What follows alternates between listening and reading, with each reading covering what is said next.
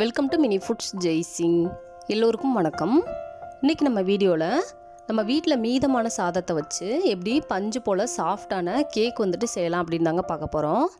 இந்த கேக்கோட பதம் பாருங்கள் எவ்வளோ சாஃப்டாக வந்திருக்குதுன்னு சொல்லிட்டு.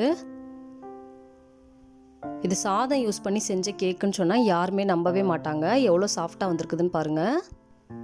நம்ம நார்மலாக வீட்டில் செய்கிற கேக்கை விட இது வந்துட்டு ரொம்ப ரொம்ப சாஃப்டாக இருக்கும்.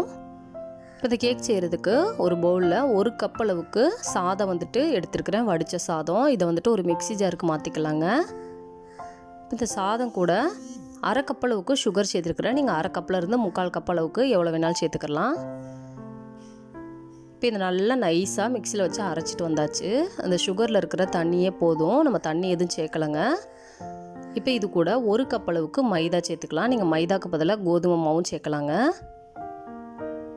1/2 கப் அளவுக்கு காய்ச்சி ஆற வச்ச பால் வந்துட்டு சேர்த்துக்கலாம்.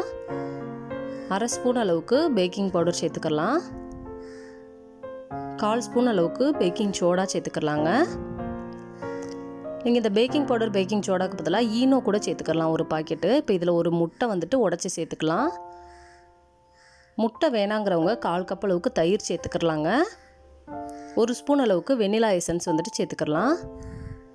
1/4 கப் அளவுக்கு ஆயில் வந்துட்டு சேர்த்துருக்குறேன். நீங்கள் ஆயிலுக்கு பதிலாக நெய் அல்லது பட்டர் கூட சேர்த்துக்கலாங்க.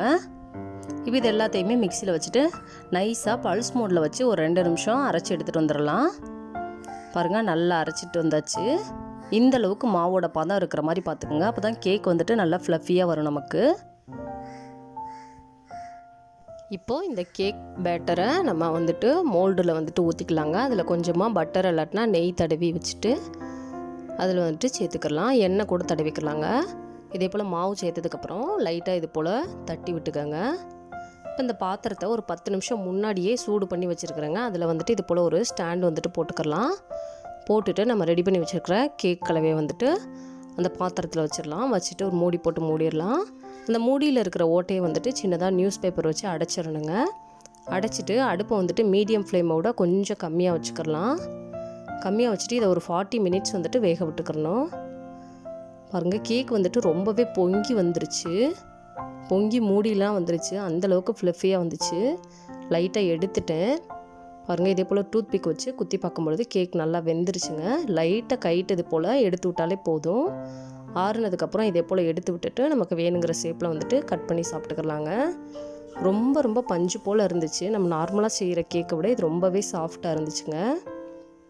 அவ்வளோதாங்க, ரொம்ப ரொம்ப ஈஸியான பஞ்சு போல் கேக் வந்துட்டு நம்ம வீட்டில் மீதமான சாதத்தை யூஸ் பண்ணியே செஞ்சாச்சு. இந்த வீடியோ உங்களுக்கு பிடிச்சிச்சுன்னா லைக் பண்ணுங்கள், கமெண்ட் பண்ணுங்கள், உங்கள் ஃப்ரெண்ட்ஸ் அண்ட் ஃபேமிலிஸ்க்கும் ஷேர் பண்ணுங்கள். இதே போல் சிம்பிளான ரெசிபிஸ் வீடியோ தொடர்ந்து பார்க்குறதுக்கு மறக்காமல் mini foods Jaisingh channel subscribe பண்ணுங்கள். தேங்க்ஸ் ஃபார் வாட்சிங்.